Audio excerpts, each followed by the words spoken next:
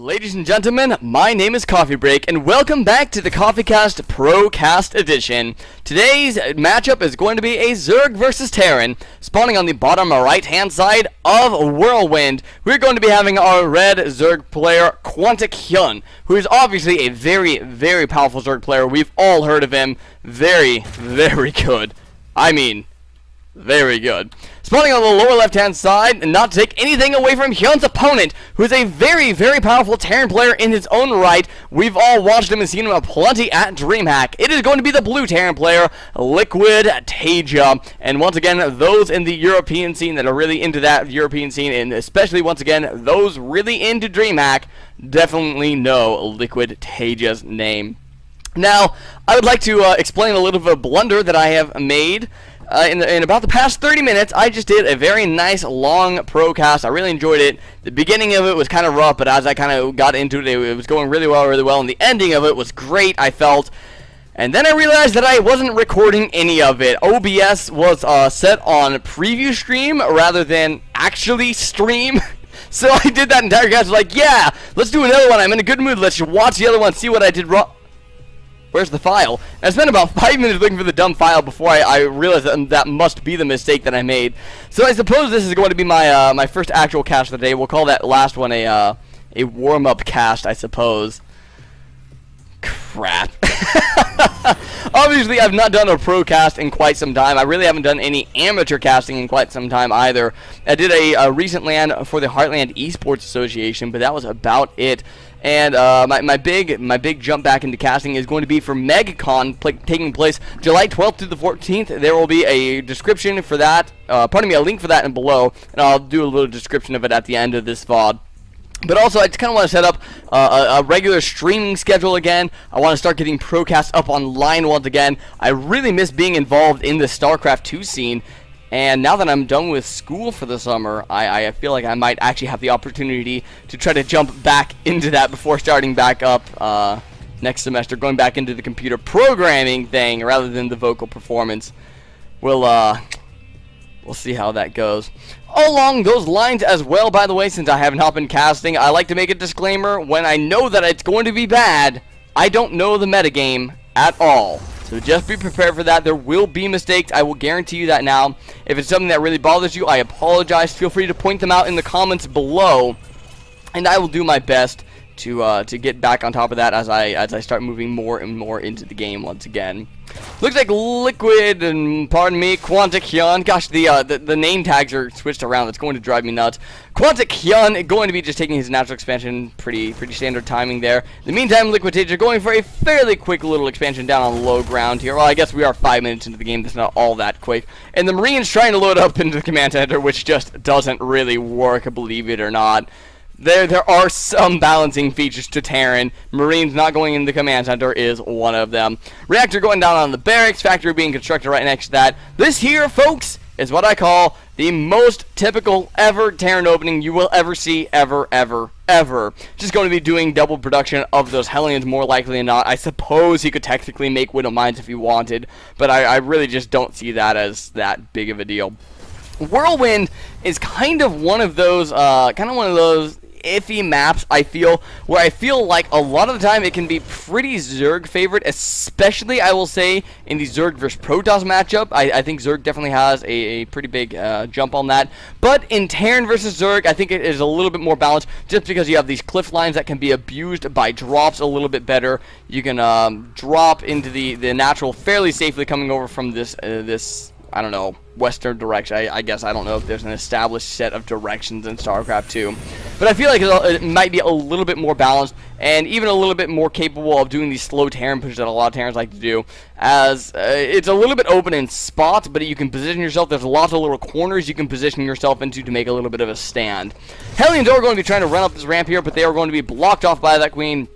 So instead, they're just going to be able to do a little bit of patrolling. I believe they were able to scout out that third base. Yes, they did see the third base there. And pretty much they're going to notice that everything is pretty much handy-dandy here.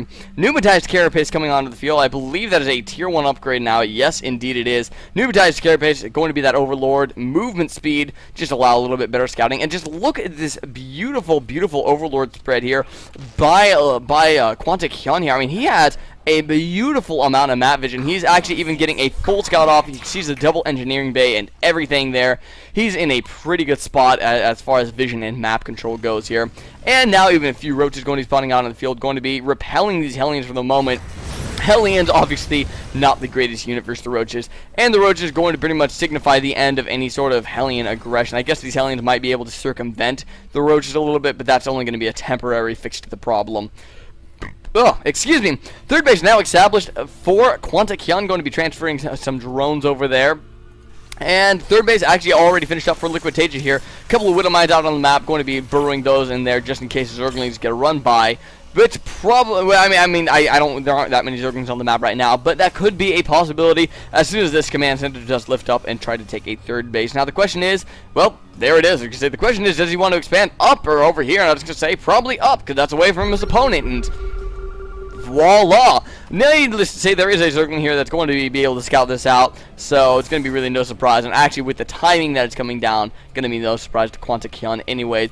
Macro Hatchery going up at the fourth base. I think that's kind of an interesting location for the... Wow! That's actually 2 macro hatcheries. That's a lot of production capabilities off at third base. That's going to be 5 hatcheries in production off of 3 bases.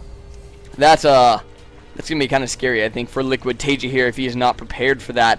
Baneling Nest is on the field now, centrifugal hooks being upgraded. I like the fact that there's actually this little bit of a creep highway kind of thing going on between the main base and the national expansion. A lot of time you'll see players just lay down a creep tumor and just kind of spread down. This works just as well. Hellions in the middle of the map, still just kind of running around, and actually looks like one of them did manage to get picked off there. Still going to be running around, still going to be scouting out, and still going to be able to see absolutely nothing except for a face full of roaches. LiquidTaeja is going to be going into this bio type of play. We do have the double engineering bay, getting that double upgrades. They're probably going to be getting the Widow Mines out as well, but that is a fairly popular strategy here. And actually going to be doing one of each. Wait. What? There we go. One. There. Now it's going to be double Widow Mine production. I was going to say, that's kind of interesting that he's just doing one of each. I don't understand that. Benevec's going to be coming out on the field right now as well. Everything going to be handy dandy for LiquidTaeja there. But will he be prepared for this massive aggression coming out of QuanticHyun here? A lot of Zerglings going onto the map there. Those are going to get, a lot of those are going to get morphed into Banelings here. Centrifugal hooks is just finished up. Glider Reconstitution just finishing up as well, so those roaches going to be moving a little bit quicker than before. And it doesn't really look like there are any upgrades on the map right now for QuanticHyun. That's going to be the one advantage right now for LiquidTaeja. Oh man, Taeja actually going to get a couple of nice little hits off there with the Widow Mines there, but this is a lot of stuff coming out for QuanticHyun. That wall not quite able to get up. Banelings now rolling in, going to be destroying that wall. Bio taking quite a bit of damage, with the Marauder soaking most of that up, and I think Taeja might be alright, but here comes the next round of units for QuanticHyun. Once again, that is a lot of stuff. Banelings rolling in a little bit behind, going to be going into that mineral line, and oh, not the biggest explosions in the world, not taking out a ton of those, but he is going to be able to mop up with the rest of those units that are down there.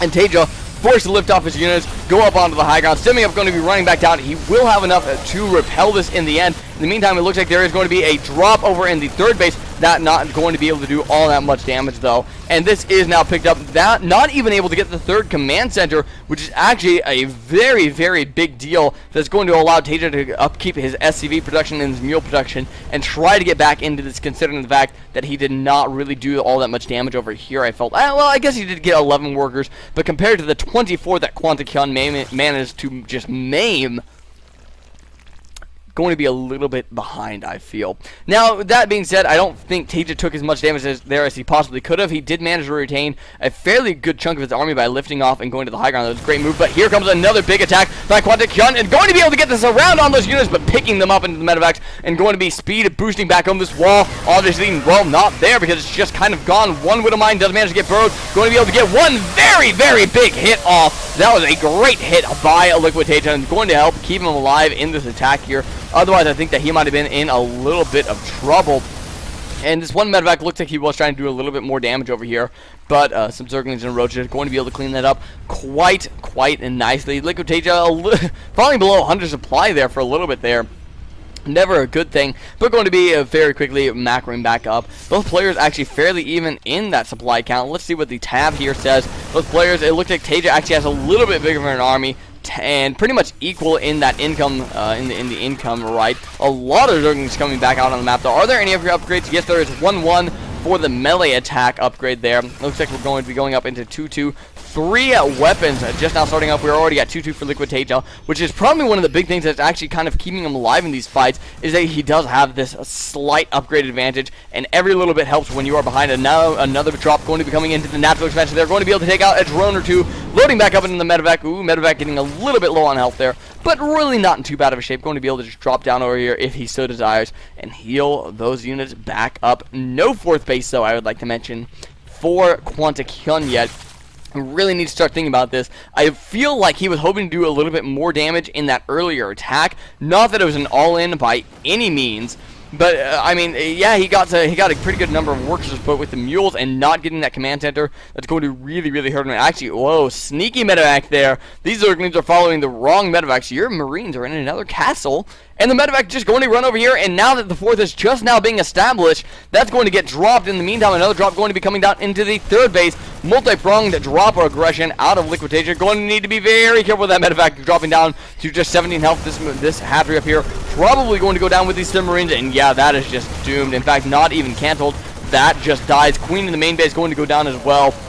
And Taeja, considering the damage that he took earlier, going to be pretty much just coming back with a great amount of counter aggression here, doing a very nice amount of damage. This Spore Crawler going to be able to take out the medevac, and most of the payload inside it looks like, yeah, 4 Marines do die just to that medevac dying up in the area there. In the meantime, looks like QuanticHyun going to be going for a little bit of a counterattack. There is the Widowmine up on the ramp. A nice, that Widowmine did not go off on the Zerglings, and there goes the Widowmine, but it did not hit the Banelings, which means that these Banelings are going to be able to get into this third base here, and going to be able to do a little bit of nice damage there in that mineral line. Here comes Taeja to mop the rest of that up, though. In the meantime, more Zerglings coming down along the south side of the map. Drops have halted for the moment as all the medevacs that were across the map, well, kind of dead to Spore Crawlers. In the meantime, Taeja going to be moving out towards the middle of the map. That's not a good position for him to be, though. Whoa. Talk about a minefield. There are 6-7 mines down there, now all unburrowed. And it looks like right now is going to be the time for Taeja to be moving out. QuanticHyun might want to consider morphing in a few extra Banelings. So this is a very large number of units that we have on the map here for LiquidTaeja. A lot of Widowmines, a lot of Stem Bio. No Marauders in there to soak up the Baneling fire, though. So this could still go either way for both these players. But once again, I really feel like Hyun really needs more Banelings, and there goes the Banelings going to get morphed in there. 20 additional Banelings. In the meantime, a massive counterattack by QuanticHyun, going to be able to take out quite a few of the SCVs, and that's going to be Taeja's sign that he needs to move in and do some damage right now. A great little contain setup here. This third base going to be in a lot of trouble. It's going to be very difficult to try to save that. Here go the Widowmines, not the biggest hits. There we go, a couple of nice hits going in at the end there. Baneling's going to be running up into that third base and not going to be able to kill off that many Marines there, though, because of the pickup. Here come more Zerglings and Banelings going to be trying to pick up the last of these Marines. And big hits right there for QuanticHyun, going to take out a very large number of the Marines. That counterattack by QuanticHyun was very quickly cleaned up there. And a couple of nice Widowmine hits there, going to kill off the last of the Zerglings. Oh man, these Zerglings really, ow, this is almost painful to watch how many kills that these Widowmines are getting here. This is a beautiful contain. 7, 8, 10, 7, 2. I mean, there were just a massive number, and even continuing there. Where is the Overseer on the map right now to be able to take those out? I mean, QuanticHyun desperately needs one. There they are, going to be able to take out these Widowmines finally. Now 12 Mutalisks coming out of the field, where we are going to be seeing a Zergling, Baneling, Mutalisk out of QuanticHyun. No upgrades on this Mutalisk. 2-2 on the ground for QuanticHyun there, and that's going to be the 2 weapons for the melee attack, and 3-3 for LiquidTaeja. His upgrade advantage definitely holding for the moment. Still no more counterattack by QuanticHyun, and actually that's going to be the GG by QuanticHyun. Just cannot remacro nearly enough. I hadn't even checked the supply. We are at 127 to 71, and that is going to be it for QuanticHyun, losing that matchup to LiquidTaeja. This is from the Team Story Cup, I believe, by the way. I'm not going to be casting a ton from that, but they were the replays I found, so whatevs. Ladies and gentlemen, thank you for joining me here on the CoffeeCast Procast Edition. It's very great to be back and casting a little bit again. Thank you for putting up with my senseless ramblings of not knowing what I'm doing quite yet. And like I was saying before, MegaCon, that's going to be July 12th through the 14th in Mason City, Iowa. You will be able to find the link to that website down below. And pretty much any information you need will be there as well. Please stick around. Keep an eye out for more casts. I'm hoping to set up a more consistent streaming schedule and a procast schedule as we move into the summer And yeah, I think that's really all I have. Please leave any comments below, and click the subscribe button, because it makes me feel all warm and fuzzy inside. Woohoo! Until next time, folks, this is Coffee Break, signing out.